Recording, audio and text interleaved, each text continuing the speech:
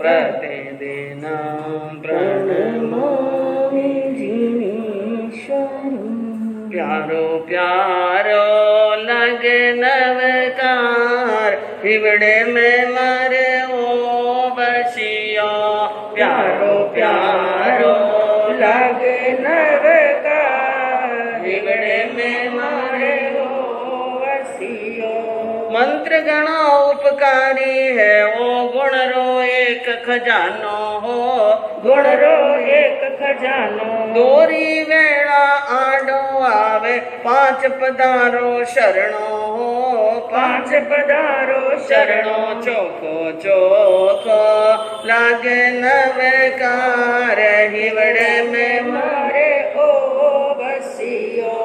चोखो चोखो लागे नवकार हिवड़ा में मारे ओ बसियो। मन पंछी न काबू राखे सगला दोष मिटावे हो। सगला दोष मिटावे कर मारा भोगी श्रीपाल जी मन वंचित फल पावे हो। मन वांछित फल पावे वालो वालो लागे नवकार हिवड़ा में मारे ओ बसियो। वालो वालो लागे नवकार हिवड़ा में मारे ओ बसियो।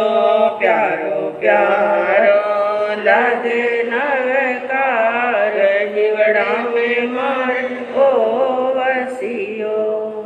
सर्वज्ञ सर्वदर्शी चरम तीर्थंकर अहिंसा के अवतार विश्व वंदनीय शासनपति श्रवण भगवान वर्तमान महावीर के पावन चरणों में कोटि कोटि वंदन। हृदय की अनंत अनंत आस्था के केंद्र संयम धन के दाता संसार सागर से त्रिनय का सन मार्ग बताने वाले पूज्य गुरु भगवंत श्रमण सूर्य दिव्य विभूति 1008 श्री मर्दर केसरी मिश्र मल जी महाराज साहब के पावन चरणों में कोटि कोटि वंदन। अहिंसा दिवाकर लोकमान्य संत शेर राजस्थान वरिष्ठ प्रवर्तक पूज्य गुरुदेव श्री रूपचंद जी महाराज साहब के पावन चरणों में कोटि कोटि वंदन। मरुधरा भूषण संत शिरोमणि पूज्य प्रवर्तक गुरुदेव श्री सुकन मुनि जी महाराज साहब के पावन चरणों में कोटि कोटि वंदन। साधना की प्रतिमूर्ति सद्गुणों की उपासिका सरल मना शांत दांत गंभीरा गुरुवरिया माँ सती से सज्जन कंवर जी महाराज साहब के पावन चरणों में कोटि कोटि।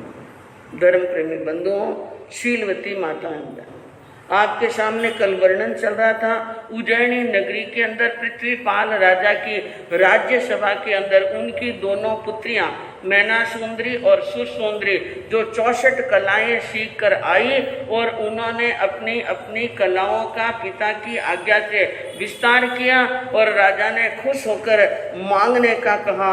और मैना सुंदरी की कला पर राजा अत्यंत मंत्र मुग्ध हुए, इसलिए कहा तुम जैसा पति चाहती हो वो देने के लिए तैयार। मैं सुख दुख का देने वाला हूँ और जीवन में हानि मरण किसको तारना किसको उबारना सब मेरे हाथ में है। जो मांगो वही देने के लिए तैयार हूँ। मैं किसी को सुखी भी कर सकता हूँ और किसी को अब आप देखिए मैना ने कहा पिताजी जो आप फरमा रहे हैं वैसा तो ज्ञानियों ने नहीं कहा। तो शुरू करते हैं कथा आगे की। ओम श्री चिंतामणि पास ओम श्री चिंतामणि पास शारदा सतगुरु सुखरास शारदा सतगुरु सुखरास कृपा कर पूरो मन आस कृपा कर पूरो मन आस नवल नव पद महिमा गाओ सरस यार सुंदर पद चाओ जाप नित जप रे मेरी जान जप नित जप रे जाप जप नव पद जयकारी अयम बिल तप लेवो दारी जाप नित जप रे मेरी जान जप नित नित जप रे। तो मैना सुंदरी और उनके पिता पृथ्वीपाल राजा के बीच में चर्चा चल रही थी और मैना सुंदरी ने कहा, पिताजी आपने जो कहा वो सत्य नहीं है। वो क्या नहीं है? सत्य नहीं है, एक तरह से झूठ है, मिथ्या है। और मैं, आप मेरे पिताजी हैं ऐसा सोचकर हाँ में हाँ मिलाने वाली, हाँ अंत साच को आँच नहीं, अंत साच को आँच नहीं और आ है साची बात, हीरा हीरा ही रहे पिताजी, कांच कांच को कांच। कहा एक बात है पिताजी, कभी भी साच को आँच नहीं है, सत्य कभी असत्य होने वाला नहीं है, ये सच्ची बात है। हीरा हमेशा हीरा ही रहता है और कांच का टुकड़ा क्या रहता है? कांच। और कहा मेरे गुरुजी ने और शास्त्रों ने, भगवान ने कहा, पुण्य अरु पाप युगल बेड़ी, पुण्य अरु पाप युगल बेड़ी, फिरेगी कभी नहीं फेरी, आज लो सुनी नहीं एड़ी, कर्म फल भोग्या ही छूटे, खेती जब होय मेघ बूटे, जाप नित जप रे, मेरी जान जप नित जप रे। उसने कहा मैना सुंदरी ने कि महाराज यानी पुण्य और पाप ये तो मनुष्य के जीवन की दो बेड़ियां हैं। पुण्य ज्यादा है तो पुण्य को भी भोगना पड़ता है और पाप ज्यादा हो तो हाँ इनको भोगना पड़ता है। बिना भोगे तो छुटकारा होने वाला नहीं। आज दिन तक ऐसा शास्त्र में कहीं नहीं लिखा इस व्यक्ति ने, इन आत्मा ने कर्म बांधा हो और कर्म का फल नहीं मिला हो। कम्मा सच्चा उपाणिनो, भगवान ने कहा कर्म, मनुष्य के सारे कर्म सफल होते हैं फल सहित, बुरे का बुरा और अच्छे का अच्छा होता है। और दूसरी बात, मेघ खेती, जब मेघ हुए खेती तभी होगी जब पानी बरसेगा। क्या बरसेगा?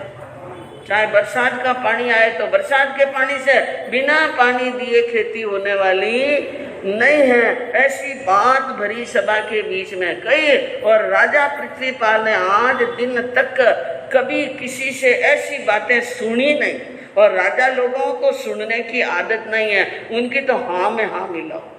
क्या मिलाओ? हाँ, ओड़ा दिया न फोड़ा पड़िया, फोड़ा नहीं पाड़ना है तो कहीं नहीं देवना, ओड़ो नहीं देवना। और बेटी ने कही, और इतनी बड़ी सभा के बीच में जहाँ बड़े बड़े प्रधान, बड़े बड़े मंत्री, बड़े बड़े अमीर और कोठारी भंडारी खजांची सब बैठे हैं, उनके सामने कही। राजा को बर्दाश्त, हाँ मैना के वचन पड़त कान, क्रोध वश होई गयो राजान, वटीली रही हठ को तान, लिखा क्या भाग्य तेरे देखो, बीतसी नजरा देखो, जप नित जप रे, मेरी जान जप नित जप रे। मैना के शब्द कानों में पड़े और राजा पृथ्वीपाल के एड़ी से लगाकर चोटी तक क्रोध की क्या फूट गई ज्वालाएं। और राजा ने कहा तू बड़ी जिद्दी है, बड़ी हठीली है और अपनी ही बात रखती है और बड़ों की बात सुनती नहीं है। मैं देखूंगा तेरे भाग्य में क्या लिखा है और क्या तेरे पर बीतती हैं और कितना तुम भुगतती हैं और क्या होगा तेरे जीवन में, वो मैं अपनी आंखों से देखूंगा। राजा को क्रोध आ गया और राजा के बिफर जाने के बाद में वो किसी के सगे होने वाले, हाँ राजा लोगों के रिश्ते इतने रिश्ते नहीं रहते हैं जितने उनको अपना मान सम्मान क्या रहता है, बड़ा प्यारा होता है। राजा ने कहा चली जा आंखों से आगे, अभी के अभी इसी वक्त मेरी नजर के सामने से क्या हो जा दूर, कहीं ऐसा ना हो कि मैं अनर्थ कर बैठूं, कहीं ऐसा ना हो कि तुम्हारा वध न कर लूं, इसलिए यहाँ से आंखों के सामने खड़ी मत रहो, चली जाओ। और मंत्री ने समझ लिया कि अब गाड़ी डूबने वाली है, जल्दी उठे और पैरों में चरणों में नमस्कार कहा, महाराज आप तो बड़े हैं, आप क्या हैं, और आप तो बड़े समझदार हैं, आप बड़े ज्ञानी हैं, और बच्चे तो होते नादानी, इन बच्चों में तो नादानी भरी है, अभी तक उम्र ही क्या है इनकी, अभी ये क्या समझती हैं कि पिता के सामने क्या बोलना, सभा के बीच में क्या बोलना, सत्य झूठ क्या है, ये समझती नहीं है। इसलिए इसने बोल दिया, ऐसे बच्चों की बातों पर ध्यान नहीं देना। बच्चों की बात पर क्या नहीं देना। हाँ, बच्चे तो गाली भी बोल देते हैं कि दादा ऐसे हैं, दादा कभी कभी दादाजी गाली बोलते हैं ना पोते को, तो पोता पलट करके क्या बोल देता है, गाली बोल देता है। किसी ने कहा कि तू गधा है, उसने कहा बाजी मैं छोटा गधा हूँ, आप बड़ा गधा। ये जोधपुर की बात है, जोधपुर में, जोधपुर के अंदर किसी संत ने एक छोटे बच्चे को कह दिया कि गधा है, और कहा, और जोधपुर में गाड़ी बोलेंगे तो पीछे सा लगाएंगे वो, मैं छोटो गद्दों सा, आप बड़ा गद्दा, समझ गए। तो बंधु बच्चे को तो जैसा सामने बोले बोल देते हैं, इस उनकी बातों पर विशेष ध्यान नहीं, क्योंकि बड़े उनकी बातें सुनते हैं, गाली भी सुनते हैं तो हंस करके क्या करते हैं। हाँ, इसलिए आप इस बात पर ध्यान नहीं दे। और महाराज समय देखिए आपके हवाखोरी का क्या हो गया। घूमने कहाँ पधारो खेलन को वन में, सचिव सह गयो भूपरण में, मैं ना गई मात महल छिन्न में, माता कहे भाई हाल भोड़ी, पिता के सन्मुख क्यों बोली, जापनित जप रे, मेरी जान जापनित जप रे। मंत्री बड़े समझदार थे, उन्होंने राजा के मन के से दिमाग से बात निकालने के लिए कहा हवाखोरी के लिए चलिए। और वो क्या सोच रहे थे, हवाखोरी के लिए जाएंगे और बगीचे में घूमेंगे, बंसरी देखेंगे, राजा इस बातों को भूल जाएंगे। क्रोध थोड़ी देर ही उपड़ता है, बाद में अपने आप क्या होता है, शांत होता है, इसलिए ले गए। और मैना सुंदरी की माँ रूप सुंदरी की दासियां सखिया ने ये बात सुन ली थी कि आज राजसभा में क्या हुआ। दौड़ी दौड़ी रानी को कह दी, आज मैना सुंदरी ने ये पिता के सामने कहा है। माता ने जाते ही बेटी को उपालंब दिया कि तू समझदार होकर पढ़ लिख करके आई और अभी तक नादानी बौड़ापन नहीं रह गया। पिता के सामने बोलने की क्या जरूरत थी, मौन भी कर सकती थी। उसने कहा माता मौन कैसे कर ले, मैंने जिनवाणी पढ़ी है, प्रभु की वाणी पढ़ी है, और जिनवाणी कहती है कि जो कर्म बांधता है वो भोगता है, कोई किसी को सुखी और दुखी करने वाला नहीं है। और पिताजी उसको साफ झूठ कर रहे।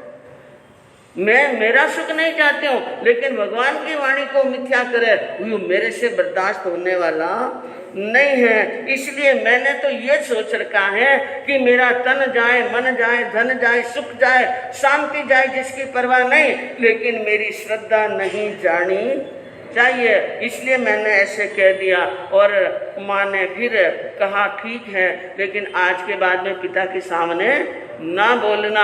और इधर राजा मंत्री जो घूमने के लिए गए, बंधुआन मैंने आपको बताया था कि 700 कोड़ियों का दल कहाँ पहुँच गया, उज्जैनी, मालव देश की उज्जैनी नगरी के वन में। कहाँ गया, वन में। और उसी वन में योगान योग उसी वन की तरफ चले गए महाराज पृथ्वीपाल। और उन्होंने क्या देखा, एक बहुत बड़ा दल आ रहा है और बीच के अंदर एक पालकी में बैठा हुआ कोई मनुष्य है और उनके ऊपर मुकुट रखा हुआ है और उनके ऊपर चमर ढुला रहे हैं। क्या कर रहे हैं, चमर ढुला रहे हैं। ऐसे देखा तो पूछा पास में आने के बाद में, तुम लोग कौन हो। उन्होंने कहा हम तो 700 कोड़ी और जंगल में ही रहते हैं, क्योंकि नगर में आने का किसी राजा का आदेश नहीं है। उन्होंने कहा ये जो सामने बीचों बीच हैं उनके ऊपर तो चमर ढुला रहे हैं, छत्र लगे हुए हैं, और जो पालकी में तुम कंधे पर उठा रहे हो वो कौन है। कि वो हमारे राजा। वो क्या हमारे राजा, जिनको हम प्यार से उमर राणा कहते हैं।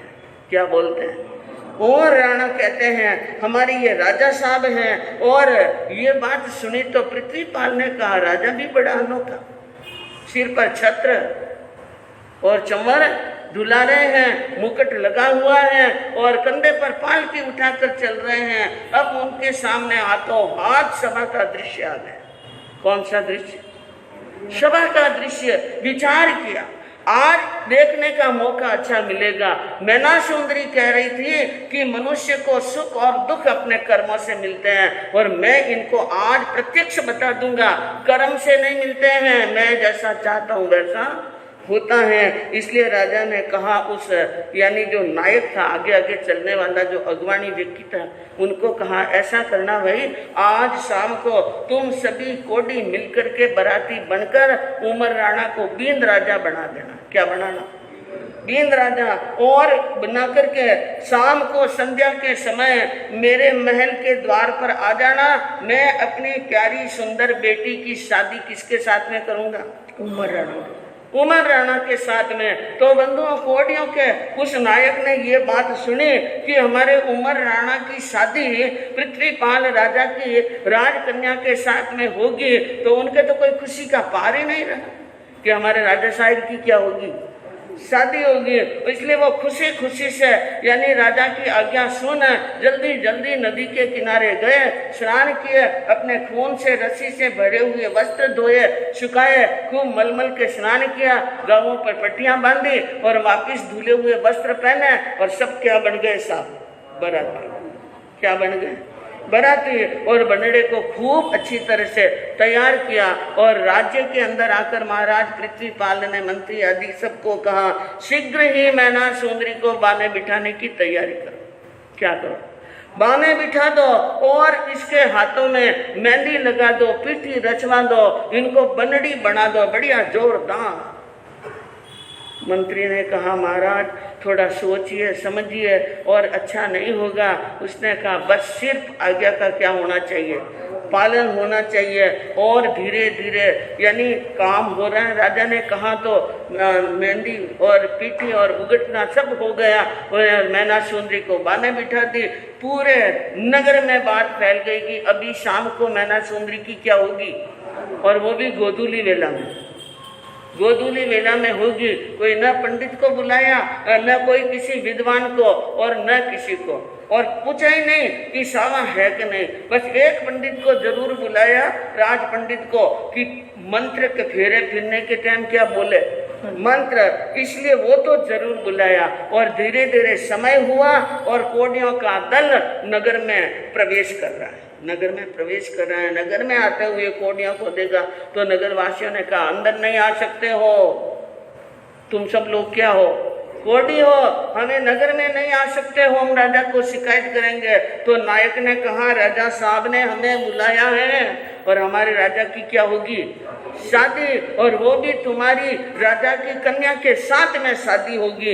इस प्रकार की बात सुनी और यह बात आग की तरह पूरी उज्जैनी के अंदर फैल गई। तोरण पर कुष्ठी दल आयो, शहर सब एकदम चकरायो, सचिव युत सब मिल समझायो, इसो अन्याय करो मत ना, तात हो शत्रुपन इतना, जाप नित जप रे, मेरी जान जाप नित जप रे। जैसे ही कोडियों का दल तोरण के ऊपर, तोरण द्वार पर पहुंचता है तो शहर के सारे लोग चकित रह जाते हैं। ऐसे कोडिये के साथ में मैना की शादी होगी कि हाँ, राजा का हुक्म है। अब शहर के लोग विचार करने लगे, इतने बड़े बड़े मंत्री हैं, इतने बड़े बड़े ओहदेदार हैं, कोई राजा को समझा नहीं सकता है कि मैना सुंदरी की शादी कोडिया के साथ में ना करे। और सचिव मंत्री आदि को जाकर कहा, बैठे बैठे क्या करते हो, तुम्हारे देखते अन्याय हो रहे हैं, अरे बोलो, अपनी बुद्धि लड़ाओ। तो मंत्रियों ने एक मीटिंग कर सभी मंत्री इकट्ठी होकर राजा के पास में गए और कहा, महाराज इतना बड़ा अन्याय मत कीजिए, आप तात यानी पिता हैं, पिता होकर के ये शत्रुता का काम मत कीजिए। लेकिन राजा किसी की बात सुनने के लिए तैयार नहीं। सकल परिवार परेशान, सारा परिवार, राज रानी, राजकुमार सब परेशान, और रूप सुंदरी के हृदय के अंदर दुख की ज्वालाएं उठ रही हैं, हाथ जोड़ जोड़ कर क्षमा मांग रही हैं, पल्ला बिछा बिछा कर क्षमा मांग रही हैं, मेरी बेटी की गलती को क्या कर लो, माफ कर लो। लेकिन राजा किसी की बात सुनने के लिए तैयार नहीं। और मैना सुंदरी ने कहा, माता क्यों लाचारी करती हो, क्यों रोती हो, आप शांति रखिए, जो भी हो रहा है मेरे कर्मों के कारण थे। किसके कारण थे? पिताजी गलत नहीं कर रहे हैं। कौन गलत कर रहा है? कर्म, और कर्म भी किसके? मेरे ही कर्म हैं, इसलिए कर्म फल तो भोगने पड़ेंगे, ये तो भगवान की वाणी कहती है, इसलिए चिंता मत करो। और समय पर चमरी मंडी पंडित आए और मैना सुंदरी का हथलेवा श्रीपाल जी के साथ में जोड़ दिया और मुहावरे पड़ गई। और फेरे लेने के बाद में पिता दहेज देने लगे तो मैना सुंदरी ने कहा, पिताजी दहेज की तो कोई आवश्यकता ही नहीं, क्योंकि हम रहे जंगल में फिरने वाले प्राणी, एक जंगल से दूसरे जंगल, दूसरे जंगल से तीसरे जंगल, वहां पर तो धन की कोई आवश्यकता नहीं है। इसलिए पिता के घर से कुछ नहीं लिया, हंसी खुशी वहां से विदा हो गई। आंखों में एक भी आंसू मैना सुंदरी के नहीं आया, लेकिन सारी जनता रो रही है, सारे राज और प्रजा के लोग रो रहे हैं और कह रहे हैं जो कुछ भी हुआ वो अच्छा नहीं हुआ, जो हमने आंखों से देखा वो अच्छा। स्वजन और पुरजन धिक्कार है। स्वजन यानी राजा के रिश्तेदार और पुरजन प्रजा के लोग राजा को धिक्कार रहे हैं, आंखों से आंसू बहा रहे हैं। लोग कह रहे हैं राजा अन्यायी है, जो सगी बेटी को भी नहीं छोड़ता है तो हमारे साथ में कौन सा न्याय करेगा। ये बहुत ही अकड़ वाला है। और कहा, किसी ने बात को बतंगड़ की नो, इसने बात का क्या कर लिया है? बतंगड़ कर लिया है और राई का पहाड़ बना दिया है। और अरे अबला ने दुख देना, अपनी बेटी को क्या दिया है? दुख दिया है। लोग इस प्रकार बातें कर रहे हैं, लेकिन धन्य है अन्य ने उस सती मैना सुंदरी को कि जिसने अपने भारतीय संस्कृति का बराबर क्या किया, पालन, आदर्श निभाया, परंपरा को पूरी पाली और मुख के ऊपर एक शिकन भी नहीं आई। मैना सुंदरी श्रीपाल जी वहाँ से रवाना होकर एक बगीचे में गए और वहाँ पर एक यानी दाखों के मंडप में बैठे और मैना सुंदरी पास में बैठी। श्रीपाल जी ने मुंह बंद करके बैठे थे, बोले कुछ भी नहीं, वो तो चिंतन कर रहे थे। क्या कर रहे थे? इतने सुंदर कन्या की शादी मेरे साथ में की, इसमें पीछे कोई बहुत बड़ा क्या है? कोई कारण है। और इनके पिता ने इनके साथ में अन्याय किया है और ये हंसती हंसती मेरे साथ में आई हैं, लेकिन मैं किस प्रकार इनको अपने पास कितने दिन तक रखूंगा? कितने दिन? क्योंकि वो शरीर से अस्वस्थ थे लेकिन बुद्धि से अस्वस्थ नहीं थे। बुद्धि और प्रज्ञा उनकी बिल्कुल स्वस्थ थे।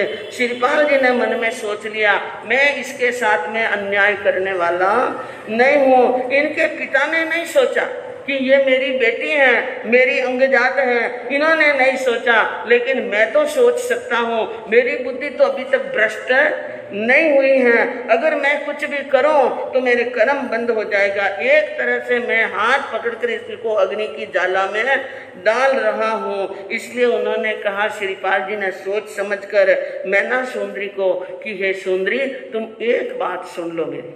क्या सुन लो? कहे श्रीपाल सुन मैना, यहाँ एक मिनट नहीं रहना, जट मान ले वो मुझे कहना रे, जग मान ले वो मुझे कहना रे, किया जुल्म तुम्हारा तां। श्रीपाल जी ने कहा कि हे मैना, तू मेरी एक बात सुन ले, यहाँ पर तुम ज्यादा देर मत बैठना, क्योंकि हमारे पास में बैठने से थोड़ी देर में ये जो रोग हैं वो रोग किसके आ जाएंगे? आपके शरीर में आ सकते हैं। इसलिए मेरा कहना मानो और जल्दी से यहाँ से क्या हो जाओ, रवाना हो जाओ। तुम्हारे पिता ने जुल्म किया है, कंकर से हीरा तोला। किससे तोला? हाँ, मैं तो एक कंकर हूँ, तुम एक हीरा हो, और उन्होंने मान अभिमान में आकर जो भी किया है वो ठीक नहीं किया, लेकिन मैं इतना भोला नहीं हूँ, मैं इतना नासमझ नहीं हूँ। इसलिए मैं कहता हूँ कि तुम समवय अरुसम गुण वाला, वरो तुम्हें तत्काला। तुम्हारी समान उम्र वाला, रूप वाला, गुण वाला अच्छा लड़का हो, उनके साथ में तुम क्या कर लो, शादी। ये मैं आज्ञा देता हूँ। कौन देता हूँ? मैं आज्ञा देता हूँ, और इसमें कोई निंदा की बात नहीं है। मैं इसमें पूरा राजी हूँ, खुश हूँ, और तुम जीती बाजी मत आयो। मुझे दिख रहा है तुम्हारी भाग्य दशा बहुत तेज है, तुम बड़ी पुण्यवान हो, इसलिए यहाँ से क्या हो जाओ, रवाना। अब के बाद में मुझे नाथ मत कहना। क्या मत कहना? नाथ।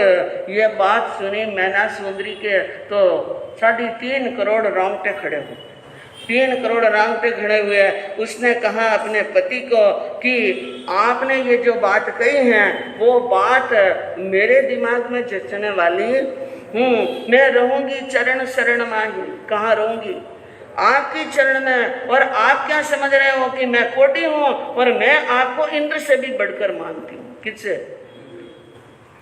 वाक्य फिर दोहराना ना है। वाक्य, ये वाक्य कि दूसरे के साथ में शादी कर लो, ये वाक्य वापिस मत दोहराना। अगर आपने वाक्य दोहराया तो मैं प्राण छोड़ दूंगी और एक पल जीवित ना रहूंगी। मैं प्राण त्याग दूंगी जीभ खींचकर, एक पलक भी जिंदी रहने वाली नहीं हो। इसलिए ऐसा ना कहे बंधुओं। ऐसी शीलवती नारी, ऐसी शील सुंदरी जिसमें घर में हो, तो रामायण इस बात का बयान करती हैं। अरे नित नूतन मंगल गृह तासु, जहाँ शीलवती नारी निवास। तुलसीदास जी ने कहा कि जिस घर के अंदर ऐसी पतिव्रता, गुणवता और शीलवती नारी निवास करती हैं, उस घर में नित नए मंगल हो तो कोई आश्चर्य की बात नहीं है। जहाँ ऐसी लक्ष्मी होगी उसके घर में क्या होगा? मंगल। जहाँ मैना सुंदरी जैसी सहधर्मिणी मिल जाए तो श्रीपाद जी बीमार कैसे रह सकते? रहने का सवाल ही नहीं है। बातें करते करते वहां से दांतों के मंडप से आगे निकले, और आगे उन्होंने क्या देखा? एक मुनि ध्यान में खड़े। एक मुनि क्या खड़े थे? ध्यान में खड़े थे। वो वहां पर हाथ जोड़कर बैठ गए। ध्यान पूरा होने पर मुनि ने पूछा, और दोनों उठे और बंधन कर सुख साता पूछी। मैना सुंदरी को गुरु पहचानते थे क्योंकि बार बार दर्शन करने के लिए जाती थी। उन्होंने देखा ये मैना सुंदरी है, लेकिन इसके साथ में आया वो पुरुष कौन है? दोनों साथ में आए, इसका मतलब क्या है? तो उन्होंने, और चेहरे पर चिंता, इतनी देर तो चिंता नहीं आई मैना सुंदरी के, लेकिन गुरु को सामने देखते चेहरे पर क्या आ गई? चिंता की रेखाएं। और गुरु ने कहा चिंता को कारण सूच है। और चिंता का क्या कारण है? और ये महाशय कौन है? मैना सुंदरी ने आदि से अंत तक की कहानी सुना दी, और मुनि ने सारी कहानी सुना, और उनके बात सुनकर के मन के अंदर करुणा का भाव आया, दया का भाव आया। वही तो सच्चा मुनि है कि जिनके मन में दया का क्या हो? भाव। उन्होंने कहा कोई बात नहीं, कर्म है, इन कर्मों को तो भोगना ही पड़ेगा, लेकिन तुम्हारे भाग्य और बहुत तेज हैं, चिंता मत करो। भजो नवकार पुण्यशाली, ओणिया नव विदयुज वाली, आयाम बिलपति युक्तलाले, आसोज रुचैती शुद्ध सातम, पूर्णिमा दस परवर आतम, जाप नित जप रे मेरी जान, जाप नित जप रे। गुरु ने कहा कि नवकार मंत्र नवपत जी के जाप करो, और ये जो आशोज महीना चैत महीना की ओड़ियाँ आती हैं, उन ओड़ियों को पूरा करो। नवविध उज्ज्वली, 9 प्रकार यानी 9 ओड़ियाँ हैं, उन 9 ओड़ियों को पूरी करो। और आशोज और चैत, आशोज की चैत की शुद्ध सातम से पूर्णिमा तक यह साधना करो, सब आनंद होगा, मंगल होगा। मैना सुंदरी को बड़ी प्रसन्नता हुई। उसी समय एक श्रावक आ गए और श्रावक को देखकर गुरु महाराज ने इशारे कहा, यह स्वधर्मी भाई हैं, दंपति हैं, इनको अपने घर पर ले जाओ और आइंबिल की क्या करो, व्यवस्था करो। तो बंधुओं, गुरु की आज्ञा शिरोधार्य कर श्रावक जी श्रीपाल जी को, मैना सुंदरी जी को अपने घर पर ले गए और ओलियां जब प्रारंभ हुई तो ओलियों की विधि विधान सहित ओलियों में सहायक बन गए। हम किसी के भी धर्म में सहायक बनते हैं ना, कोई धर्म कर रहा है, हम अनुमोदना करते हैं, हम उनके किसी प्रकार से सहयोग करते हैं तो हमें बहुत बड़ा फल मिलता है। हमारी बहुत बड़ी आपत्ति में वो भी क्या बढ़ता है, सहयोगी। और जितना बड़ा धर्म में हम सहयोग करने से वो जो सहयोगी बनेगा, ऐसा सहयोगी और दुनिया में कोई मिलने वाला नहीं। उन्होंने सहायता की और श्रावक जी के घर पर विधि युक्त दोनों ने ओलियां का क्या कर लिया, ओलियां प्रारंभ किए। और श्रीपाल चारित्र ये मर्दर केसरी जी का जोड़ा हुआ है। उनके पहले पूज्य जयमल जी महाराज साहब ने भी श्रीपाल चारित्र जोड़ा।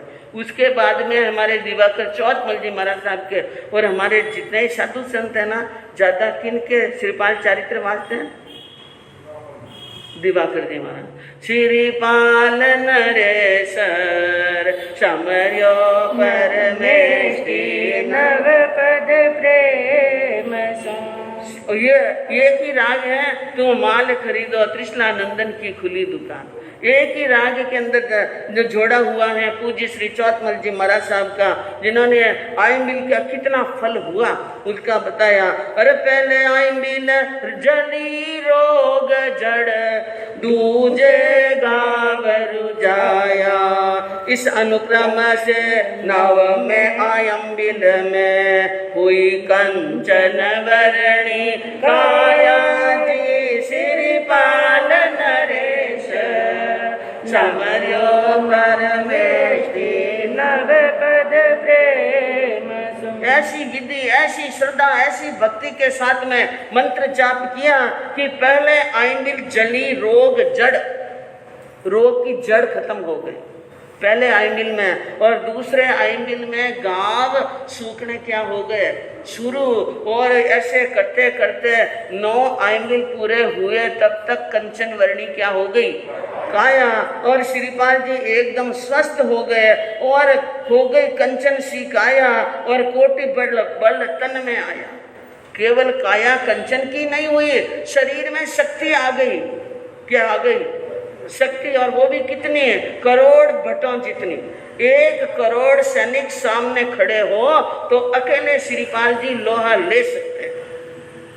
कितने सैनिक, 1 करोड़ सैनिक का एक अकेला यानी श्रीपाल लोहा ले सकता है, यानी जीत सकता है और विजय को प्राप्त कर सकता है। ऐसी स्थिति श्रीपाल जी की हो गई। श्रीपाल जी एकदम खुश प्रसन्न और रोज संतों के क्या जाते हैं, दर्शन। तो दर्शन के लिए जा रहे थे, आ रहे थे, सामने आ गई माता जी, दवाई लेकर के आई। कौन आई, माता जी दवाई लेकर के आई। ये बेटे के शरीर में जो कोढ़ हुआ ना, उनको मिटाने के लिए दवाई लेना आई। लेकिन अब माता देख रही हैं श्रीपाल जी भी एक अलग तरह से दिख रहे हैं, माँ पहचान नहीं सकी। और मैना सुंदरी को तो पहचानने का सवाल ही नहीं। लेकिन श्रीपाल जी ने किसको पहचान लिया, माँ को। माँ को सामने देखते श्रीपाल जी नीचे झुके, घुटने टेके, चरणों में प्रणाम किया। तो देखा देखी मैना सुंदरी ने भी क्या कर लिया, प्रणाम कर लिया और कहना कहा, माँ तुमने दर्शन दे दिए। अहो, अब माँ समझ गई। यूं तो माँ का ममता है, माँ का अंतस कहता है कि ये क्या है, मेरा बेटा। तो कहा बेटा तू स्वस्थ हो गया। तो कहा इनके प्रताप से। किनके प्रताप, ये जो नीचे बैठी हैं आपके चरणों में, जो पुण्यशाली है, इनके प्रताप से सारी बात कही। माँ बड़ी खुश हुई और खुश होकर के अब माता जी और मैना सुंदरी ने कहा मेरा प्रताप नहीं, प्रताप तो उन पुण्य आत्मा गुरु भगवंत का है। तो कहा ऐसे गुरु भगवंत के मुझे भी क्या करा दो, दर्शन। अब गुरु के दर्शन करने के लिए माँ, बेटा और बहू तीनों ही वहां पर गए और गुरु महाराज के क्या किए, दर्शन किए और दर्शन करके सुख शांता पूज कर सामने बैठे ही थे कि इतने में आ गई मैना सुंदरी की माँ रूप सुंदरी। कौन आ गई? रूप सुंदरी, जो अपने बेटी के इस अनसोचे विवाह पर नापसंद होकर पियर चली गई थी, अपने भाई पुण्यपाल को लेकर दर्शन करने के लिए गुरु भगवंत के वहां पर आई। वहां पर बैठे 3 प्राणियों में से किसको जानती है वो? मैना सुंदरी को। मैना सुंदरी को देखा और पास में कामदेव को भी लज्जित करने वाले पुरुष को देखा, उन स्त्री को देखा, तो माँ के दिमाग में एक अलग ही विचार आया।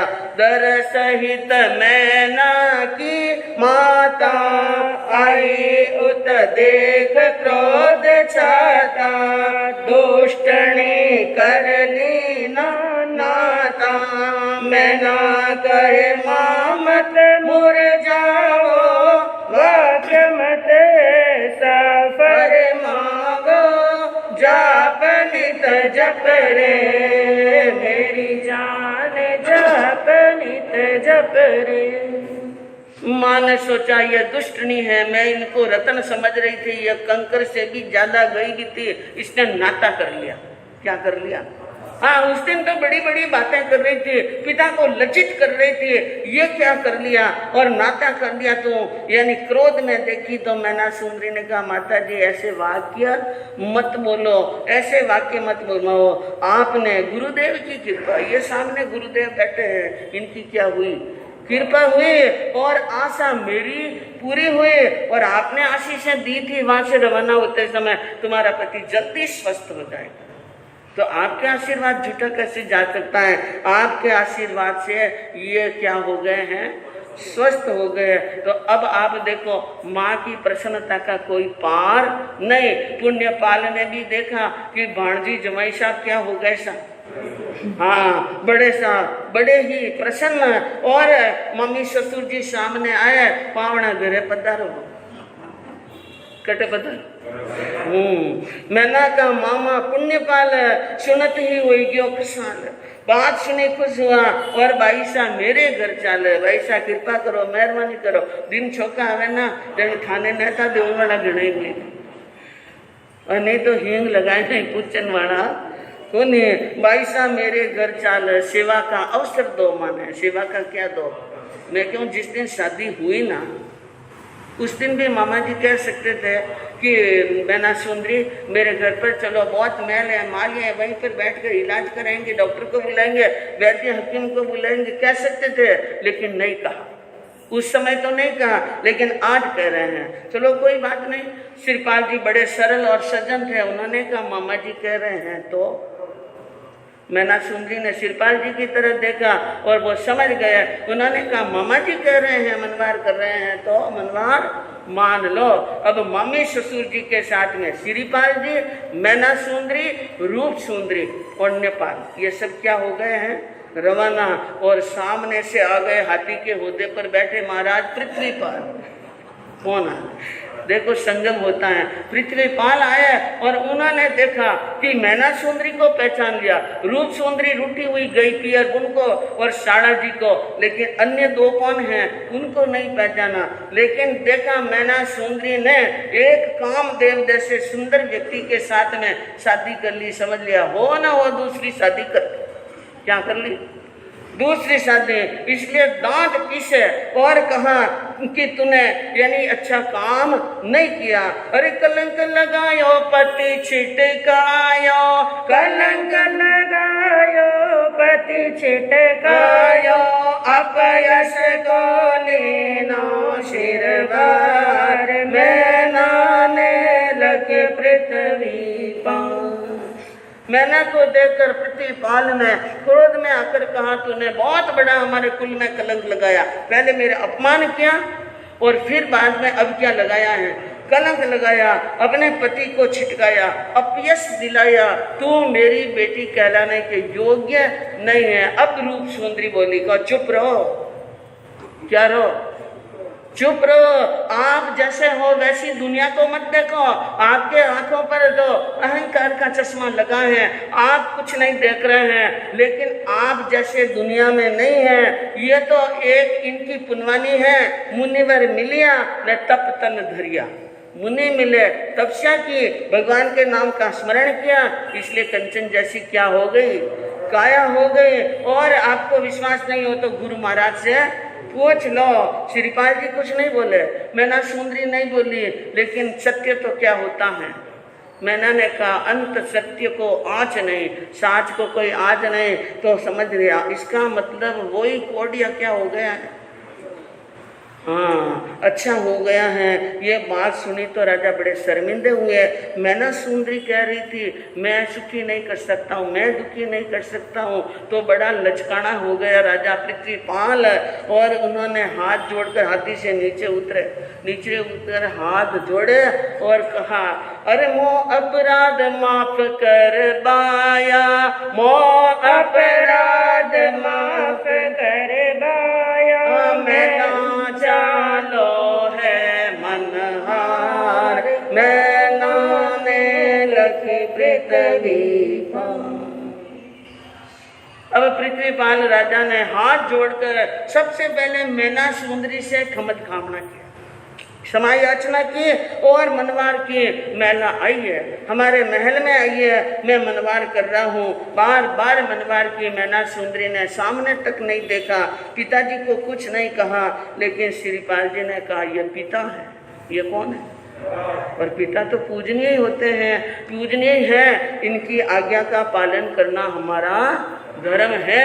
तो अब मामी ससुराल नहीं जाकर के श्रीपाल जी कहाँ जा रहे, अपने ससुराल नगर में घोषणा करा दी कि श्रीपाल जी जो कोडिया के साथ में मैना को भेजी थी, वो कोडिया यानी अच्छे सुंदर स्वस्थ हो गए हैं। तो अब राजा उनको बजाकर खूब ठाट पाट के साथ में नगर प्रवेश करा रहे हैं। तो सारी जनता कैसे देखने के लिए आती है, कौन कौन आ रहा है और कैसे ठाट पाट से जाते हैं, आगे सुनने से मालूम पड़ेगा। आज होली पर्व का दूसरा दिन है।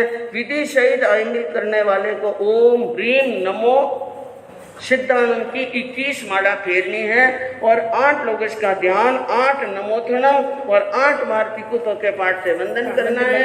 और वर्ण से आयंगिल करने वालों को लाल वस्तु का यानी लाल वर्ण की वस्तु लेकर आयंगिल करना चाहिए। यह विधि है बंधुओं, और आगे सुनने से मालूम पड़ेगा। चतारी मंगलम हरियंता मंगलम सिद्धा मंगलम साव मंगलम केवी प्रणते गाँव मंगलम। चतारी लोगोत्तमा हरियंता लोगोत्तमा सिद्धा लोगोत्तमा साव लोगोत्तमा केवली प्रणते धमो लोगोत्तमा। चतारी शरणम पवज्जामि हरिहंते शरणम पवज्जामि सिद्धे शरणम पवज्जामि साऊ शरणम पवज्जामि केवली पनतम धम्मम शरणम पवज्जामि। हरिहंत जी का शरणा, सिद्ध जी का शरणा, साधु जी का शरणा, केवली पर के दया धर्म का शरणा, चार शरणा दुर्ग तरना और शरणा तो जो भव्य प्राणी हादर तो छे। और सरस्वती साधना के अंदर अभी जिन बच्चों के नाम नहीं लिखा है, प्रते देना प्रणमो